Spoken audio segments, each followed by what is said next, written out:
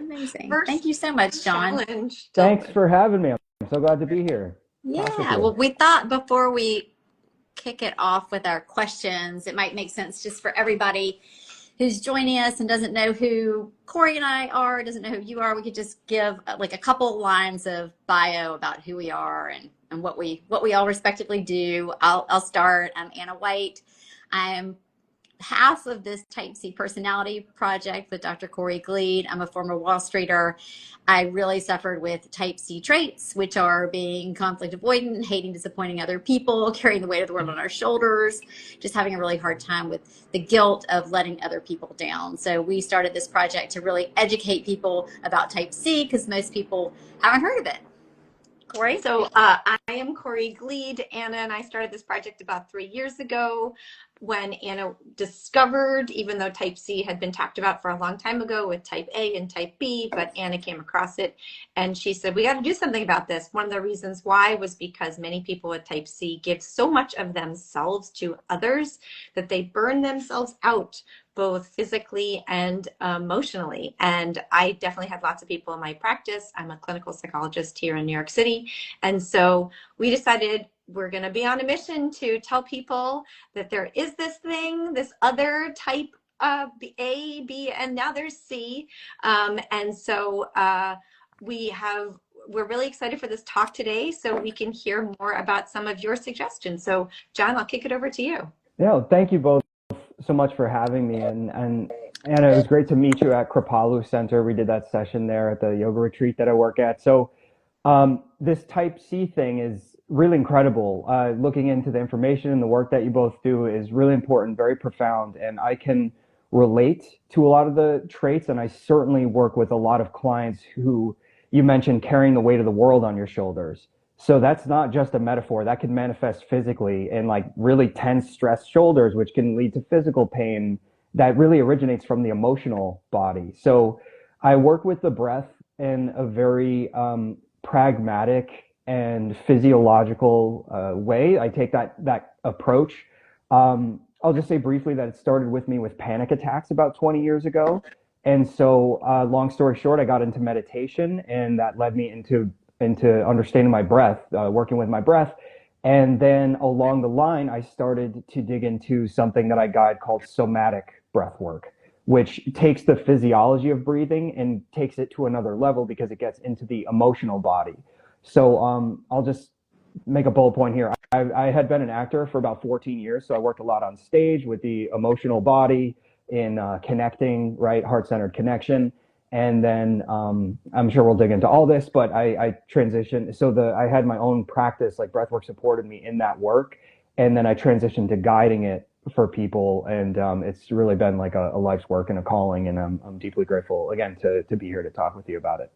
Yeah, I mean, I loved our session at Kripalu Center. I just kind of lucked into that session. I signed up thinking, okay, this sounds interesting, but it really left an impression on everyone there. I mean, we all walked out feeling very blissed out and very relaxed. And if you wouldn't mind, just tell us a little bit more about your background. And clearly, this type of work helped you with panic attacks. That's something that I struggled with for years. I had this horrific public speaking phobia. I still have it, but it's much, much, much better. But I Mhm. would just love to hear a little bit more about how you were able to kind of use all this work to really make changes in yourself. Absolutely. So when I got to college, um, it kind of just hit me out of, I'll say in quotes, nowhere, because luckily I did not have panic attacks as a kid, although that is very much on the rise, especially these days. Very young people are having panic disorders, and so the long and short of it was when I got to college, I started to feel this feeling of restricted breathing. My chest would feel tight. I'd even feel a little bit nauseous, and I would just feel so much tightness and restriction within, especially my torso. Um, and I went to a meditation class, and although that meditation class was not about breathing or breath work, almost instantly I became aware of how restricted my breathing was. And so I just got obsessed. I sometimes when I feel uncomfortable, me personally, I'll deep dive on something. I'll get very logical and pragmatic to try to understand what's happening from that place. And so when I felt that restriction in the breath, I thought, I have to figure out what this is. And what I kind of came to as a conceptual point was that we are human mammals on the planet Earth. And when we don't act like a human mammal on the planet Earth, and there's a lot of layers to that, and we could dig into that, but we are human mammals on the planet Earth, and when we don't act like it, we start to pay a price, physically, emotionally, psycho-spiritually, whatever your languaging is on all these different layers of what it is to be a human. When something's off, the body's going to respond. And so a big part of that for me was there was a day I literally looked in the mirror and I said, okay, I don't have anxiety as a life sentence. I am currently experiencing anxiety. I don't yet know why that is, which can be very frustrating, even maddening. But I will start with my human mammal body. And the best way for me to start with that was with my breath, just understanding my breath and how I could change my breathing patterns to essentially relax or soften my human mammal body, at least from a point of tension, and then take it from there, just piece by piece. Can we talk a little bit about what happens from a science perspective in breath work? Can you tell us a little bit about what happens in the nervous system? What role does the vagus nerve play? I think many of us have heard about that. Mm-hmm. I think it's the longest nerve in the body, right? It goes from the head all the way down to the gut. Mm-hmm. And I have a couple other questions, things like what are the positive health benefits? And on the flip side, what happens if our breathing is consistently shallow from a health standpoint? Yeah, I love that. Thank you. Yeah, so I like to make things as simple as possible, right? Because especially with the internet, it's such an amazing thing. We have access to all this information, right? But pragmatic practice is what changes our physiology and therefore changes our life.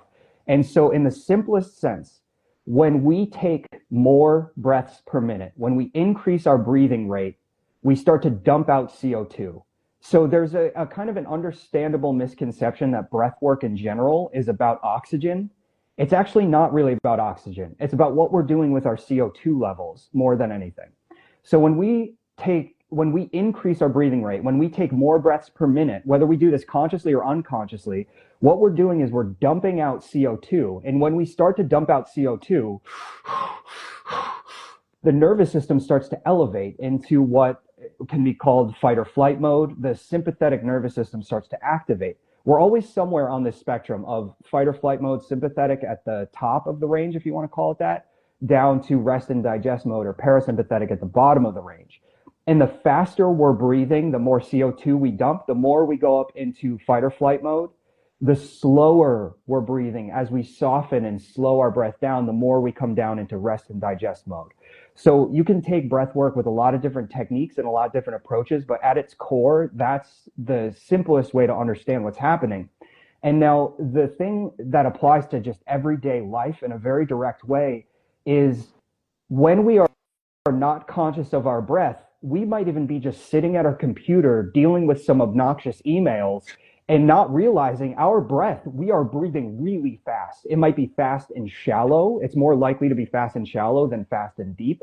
But we might be breathing really fast almost all day, every day. And so what's happening there is our body is chronically elevated in this heightened mode. So fight or flight mode is not a bad thing. If you're being chased by a tiger, you would want your body to respond to that, right? But the idea is that once the tiger's gone, literally or metaphorically, once the tiger's out of the room, that we could come right back down to calmness. And so the other part of your question is that I like to say it like this. A healthy nervous system isn't necessarily a calm nervous system. A healthy nervous system is a dynamic one.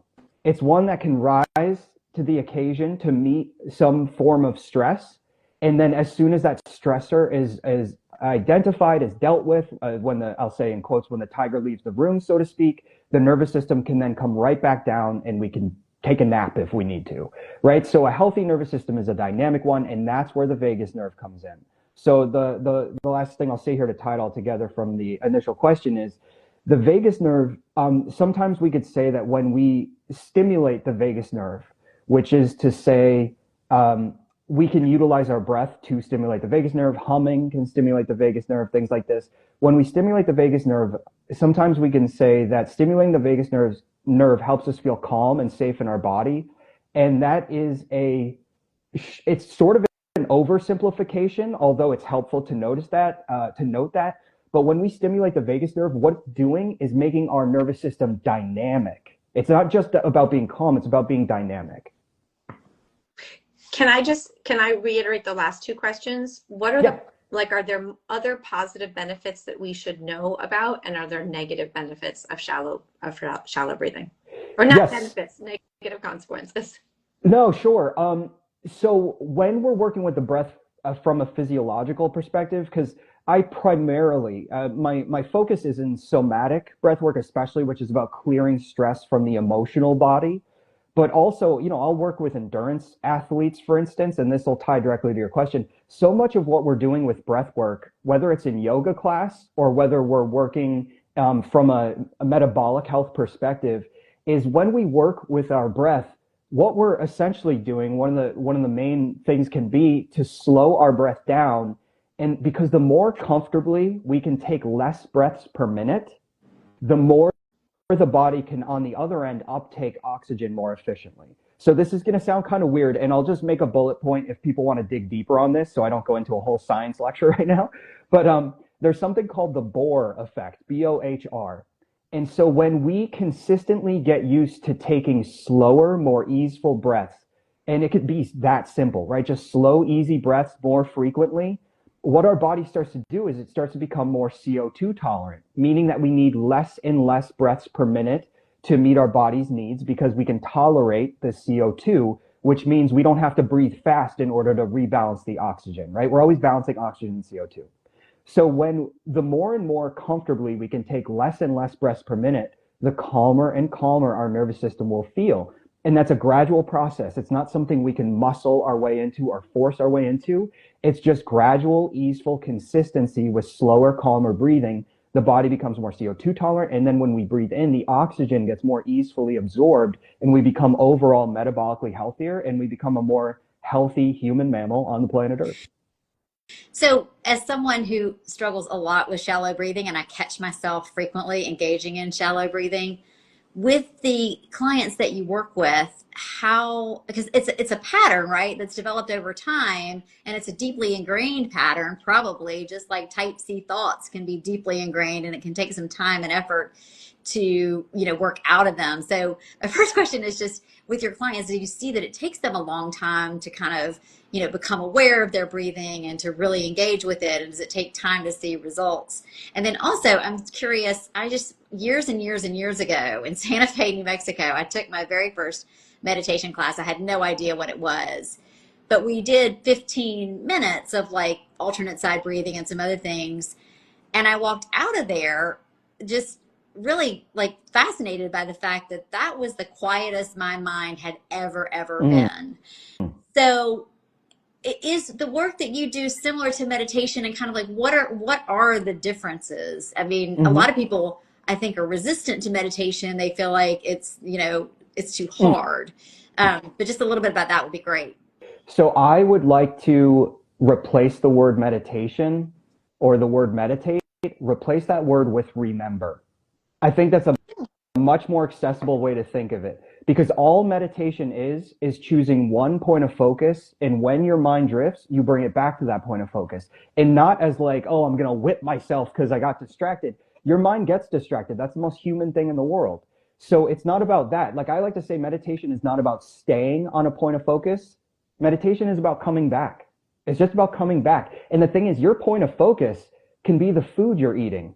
That is one of the most enjoyable, pleasurable things ever. It could be connecting with your partner, right? It could be anything that like the highlight of your day. If you just make it your singular point of focus, right? You're not getting distracted by the phone or notifications or whatever.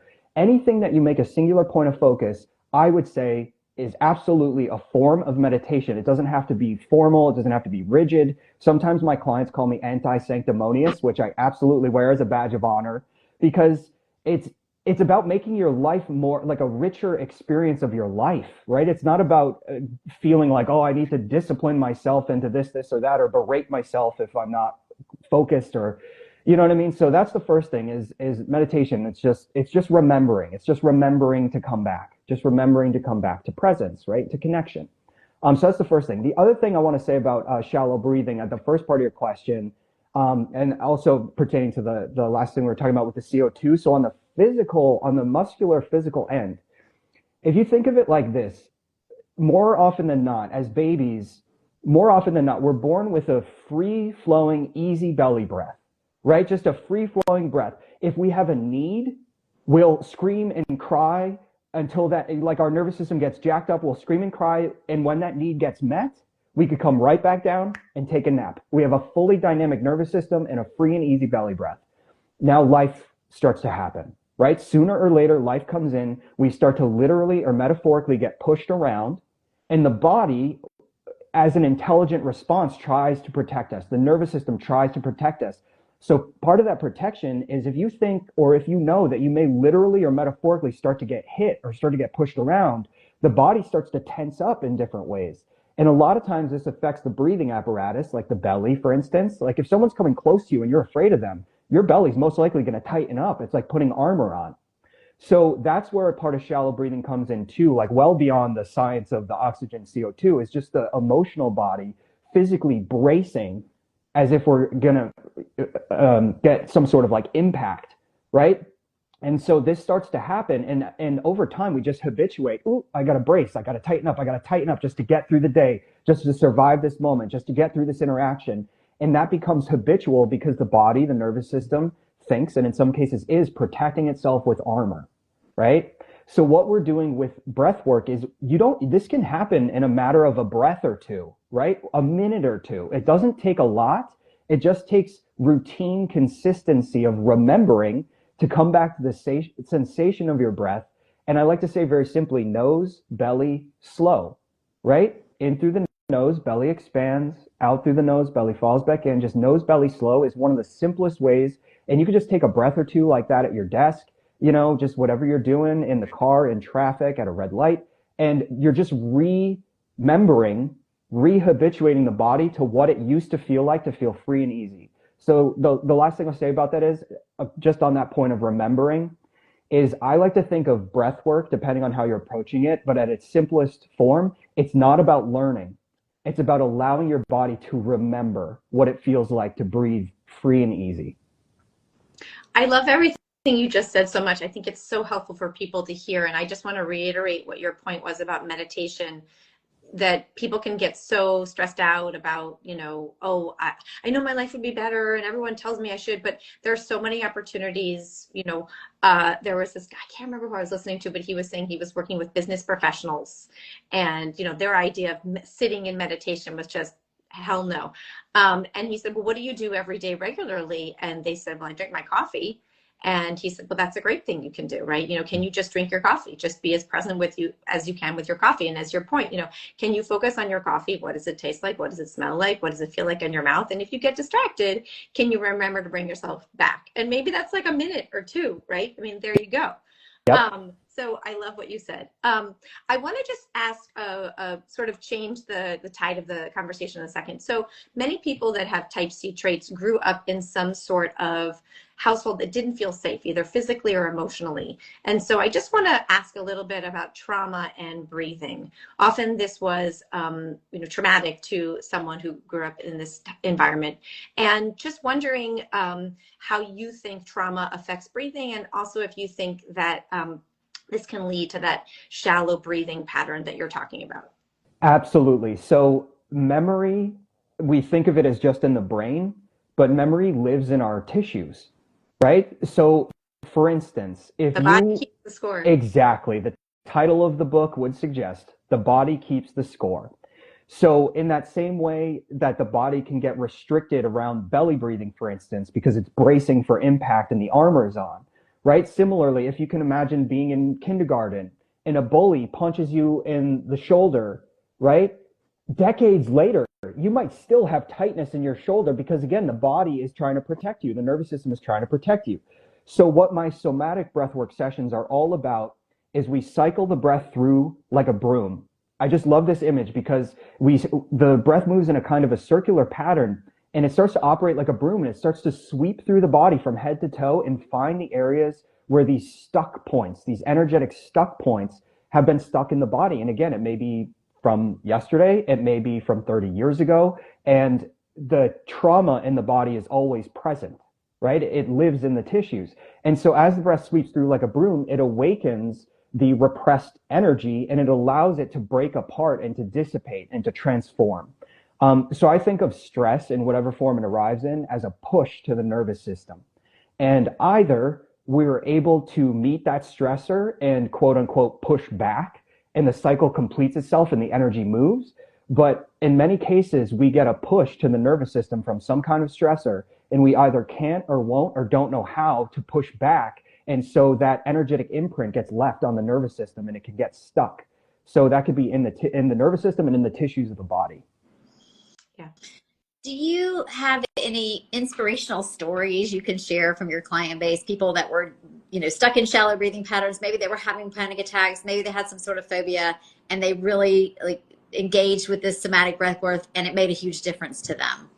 Absolutely. So I will say very briefly, the reason I even did in my 30s, in my mid to late 30s, just a full career shift is because that's how this impacted my life. I used to be a very tense person with panic attacks, and I'm not selling this on my journey. I went from a tense person with panic attacks to someone I don't like. I can experience some degree of anxiety like any normal person can sometimes, but it changed me as a person at the physiological cellular level. But the first person that comes to mind, I'll anonymously share this. This person is a clinical psychologist, by the way, right? We had a session together, and this person, I noticed throughout the session, a somatic breathing session, kept lifting up throughout the session. There's a sort of shift in brain chemistry that could happen. And throughout the session, this person kept lifting up their left hand. They kept lifting up their left hand, and I was noting that. And the long and short of it is, after the session, we were talking, because there are things that are indicated on the left side of the body versus the right side. And this person said that they connected with their father. Their father, 40 years prior, had committed suicide. And this person carried so much resentment and anger towards their father for leaving them. They felt abandoned by their father. And in this somatic breathwork session, their father came to them, however you interpret that energetically or whatever kind of way, a message coming through. And this person felt that they were holding up their left hand because they felt the hand of their father holding their hand. And yeah, and they started, there was a lot of emotion behind this because, again, you're awakening the emotional body on a whole different level. It's well past our regular conscious mind. The breath is so powerful. And but just a bullet point, this person felt visited by their father, and they had a massive energetic wave of forgiveness and understanding. Like the father and this person communicated around, again, I don't want to use words for them, but an apology, right? So this is well beyond just the baseline physiology, but I would be remiss not to mention this because people mention things like this happening, like deeply rooted pain, deeply rooted traumas that are held in their body, resentments, that live in the body on a level that is so deep we don't always recognize it's there. Sometimes it's just a general feeling of like lethargy or just weight. And so that was a massive shift. And I'll just share one more because it's a client of mine, and she is type C probably has type A aspects, like just a hard-working, hard-charging boss woman, right? Like incredible human being, also incredible mother. And she had a pretty massive breakthrough, I would say, when she realized about shifting her priorities. She realized how much she was so into her work, which matters so much to her. But through somatic breathwork sessions, she realized about reprioritizing her family and her kids. She's always been there for her family and her kids, but the breath actually helped her realize how to shift her priorities so her life felt more aligned. And when our lives feel more aligned, we don't carry the weight of anxiety. We don't carry the weight of depression in the same way. It's about alignment and it's about priorities. And our breath can actually awaken that truth from our heart. Wow. Those are such powerful stories and so true. When we're acting in line with what matters to us, things are so much more manageable. Yeah. So obviously a huge question we have is, would you be willing to take us through a very quick breathwork exercise? Clearly your sessions are probably long and take a long time, but if we could just get a flavor, I think it would be so interesting for people to understand a little bit more about what you're talking about. Absolutely. So this is a personal favorite of mine because it's very simple. And I'm going to give two versions. One, we make a little bit of sound, but there's also a version that'll be completely silent. So you could use it in line at the grocery store or on an airplane, right? So we'll start with the version that makes a little sound, and then we'll transition into the one that's silent. So just as you are right now. So if you're seated in a chair, if you're lying down, doesn't matter. Just however you are right now, just let yourself land. Place a hand on your belly and a hand on your chest. And you can do this with a soft gaze. You could do this with eyes closed if you prefer. It's completely up to you. But through the nose, we're going to inhale into the belly, inhale into the chest, and then a long, slow shushing sound on the way out. And it's almost like you're deflating a tire or deflating a balloon. So inhale belly, inhale chest, long, slow, and just feel all the tension and all the pressure just melting out of your body, just deflating the body from head to toe, melting down. So through the nose, inhale belly, inhale chest,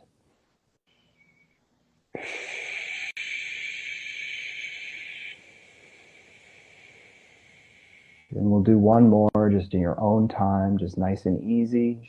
Inhale belly, inhale chest, long, slow. And now the silent version. You can let the hands come down. Nobody needs to know you're doing breath work, right? Just the breath is gently flowing into the belly.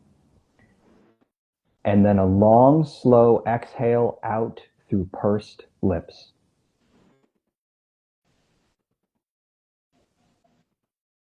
And you can even imagine yourself gently blowing on a candle flame, not to blow the flame out, just enough to make the flame gently dance.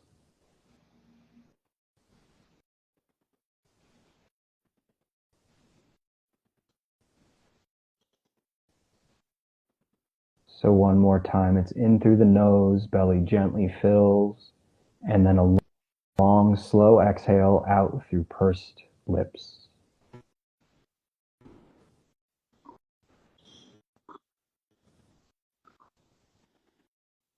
And then just notice what's shifted, right? Just a breath or two can change everything. All I right. think what's interesting is it's not entirely comfortable. You think it might be entirely comfortable, but filling everything up can get a little bit like, ah. Yep. So that's why I wanted to give two options there, because when we fill the belly and fill the chest, it's not about getting things right or wrong. I like to emphasize that. And when I work with clients, it's going to reveal something, right? So filling your belly and filling your chest is going to, sometimes people hold more in the belly. Sometimes people have more tightness around the heart, and it'll show you where you might have some pressure building up. And by breathing into it, it's possible to even to start to feel some emotions, which is totally normal because there's expression and there's repression, right? And granted, if you're in the middle of a board meeting, you don't want to, you don't want to like let all your emotions go flying, although some obnoxious CEOs do that sometimes in inappropriate ways, right? But so there's context for where you want to use these different patterns depending on what's coming up. But just to know that if you are in a space, if you're in your car or if you're at home, if you're in a place where you feel safe, just take those deep, full breaths into the belly, into the chest. Notice your feelings. It's okay to feel. And when we actually allow ourselves to feel, it allows the energy to shift and to transform. We can grow, right? It's only when we resist our feelings that we start to run into trouble. It starts to manifest as dis-ease or discomfort in the physical or the emotional body. And so that first one is just all about breathing and just noticing. If there's tensions, just notice it. Just breathe into it. It's okay to feel. And then that second one, just in through the nose, belly expands, long, slow through pursed lips. You could do that anywhere. And it's not to say emotion won't come up in that. Maybe there's some emotions in the belly, but that one is just a nice, soft, grounding one that you can do anytime, anywhere. Jon, I just feel so lucky that I got to meet you at that session and that you agreed to come on. I think this has been so powerful and so helpful for type C people. We're excited to turn this into a podcast. We're going to put it on our grid also. And for our podcast listeners, let's just talk a little bit about where they can find you. So you're at Jon Orsini on Instagram, obviously where we are now, but your website, everything. Yep, and Jon is Jon. So Jon. Jonorsini. So at Jon Orsini on Instagram. I've been placing more and more guided videos up on my YouTube channel, which is jon.orsini. And then jonorsini.com. All information's on there, upcoming events, and I have a monthly email list. So once a month, I send an email, and it's almost like tour dates because I do guided in-person group somatic breathwork sessions in New York City, in Boston, around Connecticut, and in the Hudson Valley. So all the dates are in my monthly email, and I also do sessions on Zoom very frequently, and then Kripalu, of course, where we met in the Berkshires. I'm there regularly as well. Yeah. Well, this has just been so terrific. I mean, I really think that for type C people who are very stressed out, there's a lot of hypervigilance, you know, their nerves are worn down. I think breathwork is just something that's so important, but I mean, I think anyone can benefit from it. Yeah. So we really can't thank you enough for your time. Thank you. If I could say one more thing to that, just the last thing I'll say about the type C thing is sometimes we can get hijacked by cultural conditioning and other people's needs, and essentially we're coming outside of ourselves. So what the breath can do, in whatever form you practice it, more than anything else, is it brings you home to your truth, to yourself, and to the wisdom in your heart. And that, again, that's great for anybody, but especially in this type C realm. 100%. Yeah. You really, great. It's hard to ignore that. Yeah. So thank you again both so much. I really appreciate it. Thank you for your time and everything. Thank you so much, Jon. Take care. Bye.